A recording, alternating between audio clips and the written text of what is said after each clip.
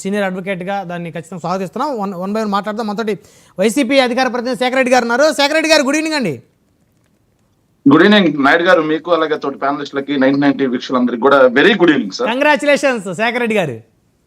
ఎందుకు sir congratulations? ఎట్లకేలకు Kommineni గారికి ఒక బిగ్ రిలీఫ్ లభించింది అంటే ఖచ్చితంగా అది వైఎస్ఆర్సీపీకి ఒక ఊరట లభించినట్టే కదా సార్. అది ఊరట అనే కంటే కూడా సార్, ఈరోజు చట్టం నిలబడింది అంటున్నాం సార్. ఓకే, వ్యవస్థల మీద, చట్టాల మీద సామాన్యులకు నమ్మకం కలిగే పరిస్థితి వచ్చింది అని చెప్తున్నాం సార్. ఓకే, సంతోషకరం నిజంగా.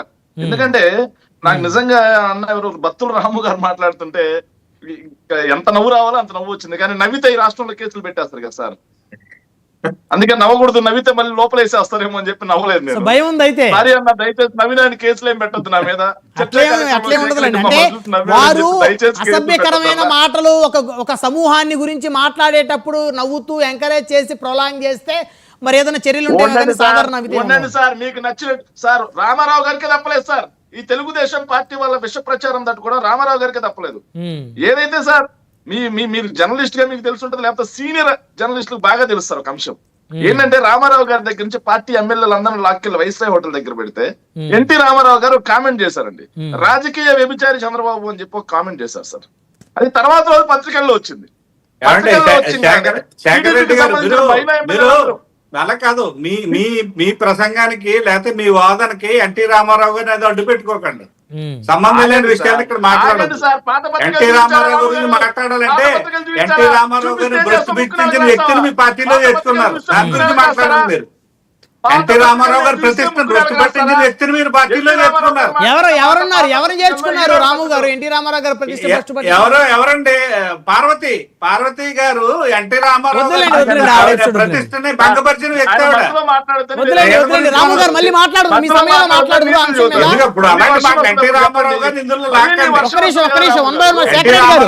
శేఖర్ రెడ్డి గారు, ఎన్టీ రామారావు గారు అవసరమా? పదే ఆయన ఎపిసోడ్ తీసుకురావడం లేని వాళ్ళ గురించి చర్చ అవసరం లేదు కదా. ఆగండి సార్, చరిత్ర తెలుసుకోవాలి సార్. చరిత్ర మాకు తెలుసు, మీకంటే ఎక్కువ తెలుసు. ఎన్టీ రామారావు గారిని గౌరవించేది తెలుగుదేశం పార్టీ. రాము గారు తెలుగుదేశం పార్టీ. కరెక్టే మళ్ళీ మాట్లాడుదురు రాము గారు, మీ టైంలో మీరు మాట్లాడుదురు. అందుకే చెప్పులేసింది. వివాదాస్పదాలు మాట్లాడకండి మీరు. రాము గారు వద్దండి వివాదాస్పద మాట్లాడుతున్నప్పుడు ఎన్టీ రామారావు గారు లాంటి మహానుభావులు ప్రయత్నం అందుకు మీరు బాధపడాలి. చెప్పులేశారు. అంత ప్రేమ ఉంది కాబట్టి పార్టీ లాక్కున్నారు. అంత ప్రేమ ఉంది కాబట్టి ఏదైతే పార్టీ అకౌంట్స్ కూడా లాక్కున్నారు. లాక్కొని వేదన గురించి చనిపోయేలా చేశారు. మీరు మాట్లాడితే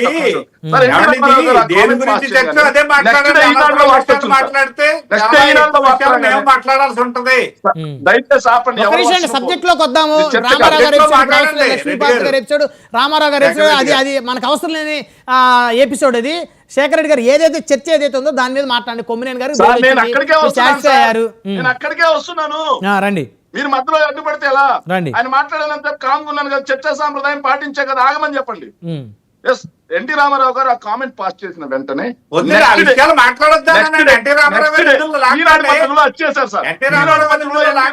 ఇలా మాట్లాడారని వచ్చేసారు. వచ్చేసిన తర్వాత ఏదైతే తెలుగుదేశం పార్టీ చంద్రబాబు నాయుడు గారి క్యాంప్ లో ఉన్నటువంటి మహిళా ఎమ్మెల్యేలు అందరూ కలిసి బయటకు వచ్చి రామారావు గారు మహిళలందరినీ వ్యభిచారులు అన్నారు అని చెప్పేసి తీవ్రంగా ధర్నా చేశారు.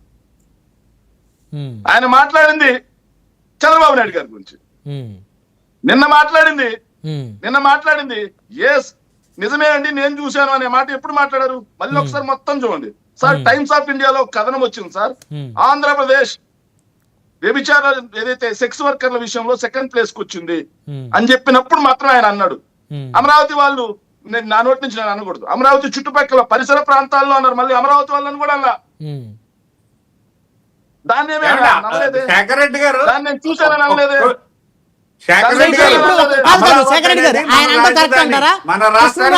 కృష్ణరాజు గారు చేసిన వ్యాఖ్యలు మీరు సమర్థిస్తారా? సార్, కృష్ణంరాజు గారు చేసిన వ్యాఖ్యలు ముమ్మాటికి తప్పే. ఓకే, ఒప్పుకున్నారు కదా? ముమ్మాటికి గంట నుంచి చెప్తా ఉంది తప్పే. ఓకే, తప్పే నేను చెప్తున్నాం కదా. అది పత్రికా విలువల గురించి, పత్రికా స్వేచ్ఛ గురించి బత్తుల రాము గారు టీవీ5 విజయవాడ, ఆంధ్రప్రదేశ్ రాజధాని విజయవాడ ప్రాంతం వ్యభిచార కూపంలా మారింది, వేశ్యల కొంపలా మారింది అని చెప్పి కథనం వేశారు. సపరేట్ గా ఎడిటింగ్ కాదు అది, సపరేట్ గా ఒక స్టోరీ వేశారు. మరి అప్పుడు మాత్రం తెలుగుదేశం పార్టీ వీళ్ళకి ఎవరికి, విజయవాడ చుట్టుపక్కల ఉండే వాళ్ళు ఎవరికి ఏదైతే మనోభావాలు దెబ్బతినలా. ఆంధ్రప్రదేశ్ మొత్తం కూడా వ్యభిచారంలో ముందుకెళ్తా ఉంది అని చెప్పేసి ఈనాడులో ఏదైతే ఆర్టికల్ కాదు, ఏదైతే ఒక స్టోరీ వేశారు సపరేట్ గా.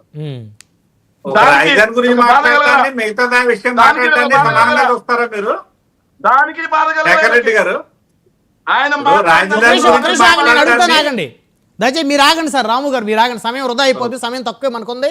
శేఖర్ రెడ్డి గారు ఒకటి, ఇప్పుడు అన్లెస్ కృష్ణరాజు గారికి కూడా బెయిల్ వచ్చే అవకాశాలు ఉన్నాయంటారా?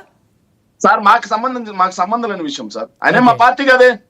ఓకే, ఆయన చేసిన తప్పే అని మేము ఒప్పుకున్నాం కదా. ఓకే, మేము చెప్తా ఉన్నాం ఆయన మాట్లాడిన తప్పయ్యా అని మొదటి రోజు నుంచి. ఓకే, దీన్ని రాజకీయానికి ఎందుకు వాడుతున్నారు? రాజకీయానికి మీరు వాడుతున్నారు. ఎవరో ఊరు పేరు తెలియని ఒక అనలిస్టు ఆయన ప్రపంచం మొత్తానికి తెలిసే అవకాశం ఏదో కొద్ది మందికి తెలుసుండేవాడు.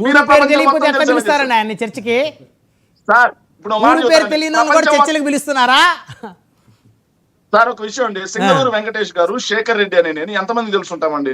ఖచ్చితంగా ఆంధ్రప్రదేశ్ లో వైఎస్ఆర్సీపీ అందరికి మీరు తెలుసు. మీ పార్టీ అధికారికంగా మీకు అధికార ప్రతినిధి ఇచ్చింది. జగన్మోహన్ రెడ్డి గారు ఒక లెటర్ ప్యాడ్ రిలీజ్ చేశారు స్వయాన. ఆయన కాదండి, సింగళూరు వెంకటేష్ గారు ఎంతమందికి తెలుసు? ఆయన ఈ మధ్య కాలంలో వైఎస్ఆర్సీపీ వాళ్ళకి చాలా మందికి తెలుసు అని అంటున్నారు. ఈ రోజు ఆయన బయటకు వచ్చి బూత్ కామెంట్ మాట్లాడితే గానీ ప్రపంచం మొత్తానికి తెలియని పరిస్థితి ఈ రోజు దాన్ని తెలిసేలా చేసిందా మీడియా? సార్ దరిద్రం ఏంటంటే వీళ్ళు మీడియా గురించి మాట్లాడుతా ఉన్నారు. భారతీ మేడం గారి గురించి తమ్ముళ్ళు పెట్టి చర్చా కార్యక్రమాలు నడపడం మంచి మీడియా విలువలు, పత్రికా విలువలు కదా. తప్పండి, అలాంటివి మనం ఖండించాలి. మంచి పత్రికా విలువలు. ఏదైతే ఒక అనలిస్ట్ మాట్లాడితే ఎవరిని తీసుకొచ్చి రేణుకా చౌదరి అనే పక్క రాష్ట్రానికి చెందిన ఆమెను తీసుకొచ్చి లైవ్ లో కూర్చోబెట్టించి జగన్మోహన్ రెడ్డి గారిని ఎంత నీచంగా మాట్లాడిచ్చారే. అది పత్రికా విలువల మంచి కట్టుబాట్లు అవి అబద్ధాలండి సార్. 2019 నుంచి 24 మధ్యలో ఆంధ్రజ్యోతి పేపరు, ఈనాడు పేపరు వాటి ఏదైతే చేశారో అది పత్రికలు అంటారా వాటిని, రాతలు అంటారా వాటిని?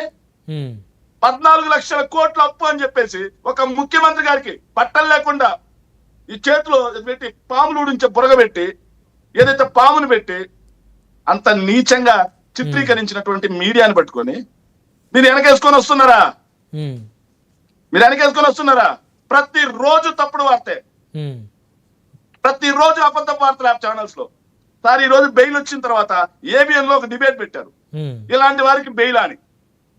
వీళ్ళకి సుప్రీంకోర్టు మీద కూడా గౌరవం లేదు, సుప్రీంకోర్టు తీర్పు మీద కూడా గౌరవం లేదు. ఆ తీర్పు మీద చర్చలు పెట్టారు వాళ్ళు, ఇలాంటి వారికి బెయిల్ ఇస్తారని.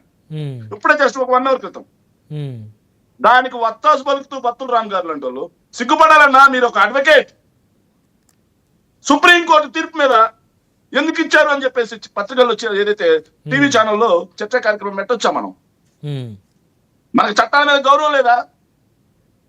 మనకి సుప్రీంకోర్టు న్యాయమూర్తులు ఇచ్చిన తీర్పు మీద గౌరవం లేదా?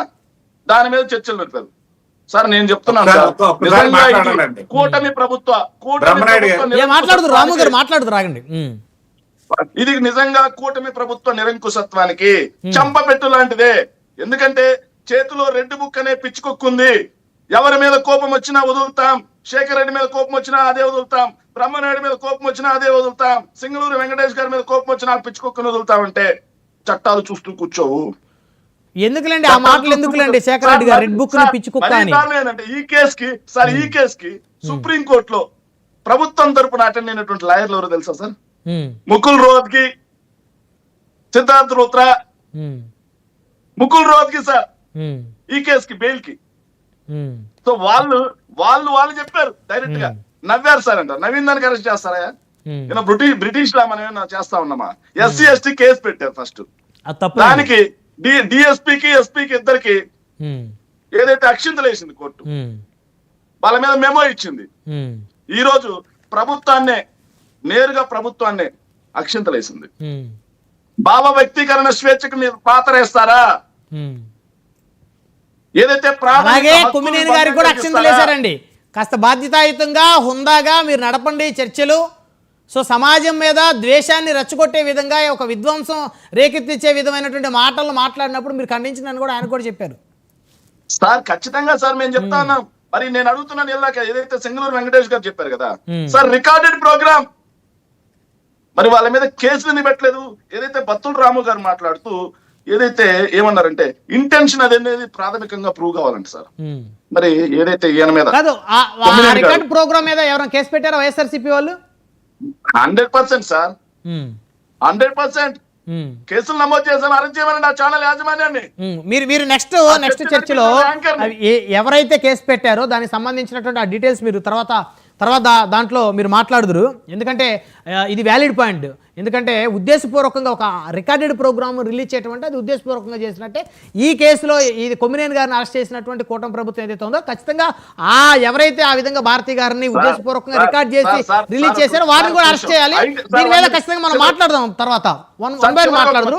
చాలా సమయం మాట్లాడారు మీరు. చివరిగా ఒకే మాట సార్, ఒకే మాట ప్లీజ్. ఐటీడీపీకి చెందిన ఘర్షణ అనే ఒక మీడియా నడిపిస్తుంటారు సార్, వెంకట్రావు అనే అతను వీడియో పెట్టి ఐటీడీపీ పక్క సార్ ఏదైతే తాడేపల్లి అతను మాట్లాడిన మాట, ఓడిపోయిన తర్వాత డబ్బుల కోసం దాంట్లో ఏదో చేస్తున్నారు అని చెప్పి ఒక వీడియో పెట్టాడు సార్. దాని మాజీ ముఖ్యమంత్రి గారి డైరెక్ట్ గా ఆయన ఇంటి మీద వాళ్ళు ఎన్నైనా మాట్లాడచ్చు సార్. వాళ్ళకి చట్టాలు వర్తించవు, న్యాయాలు వర్తించవు. సో ఇప్పుడు వాళ్ళు వేసిన మార్గం ఏదైతే ఉందో మీరు కూడా పాటిస్తారైతే రేపు మీ ప్రభుత్వం వచ్చిన తర్వాత ఈ విధంగా ఎవరెవరైతే మాట్లాడినటువంటి ఆ వ్యక్తులు, వారిని కండక్ట్ చేసినటువంటి మోడరేటర్లు, ఆ యాజమాన్యం వాళ్ళందరి మీద మీ ప్రభుత్వం కూడా చర్యలు తీసుకుంటుంది అయితే? అట్టున్నారు సార్. ఓకే, వాళ్ళు రోడ్ వేస్తున్నారు, మేము నేషనల్ హైవే వేస్తాం. ఓకే, అర్థమైంది. ఇంకా రైట్, మళ్ళీ మాట్లాడతాను. మళ్ళీ మాట్లాడదురు మనతో జనసేన పార్టీ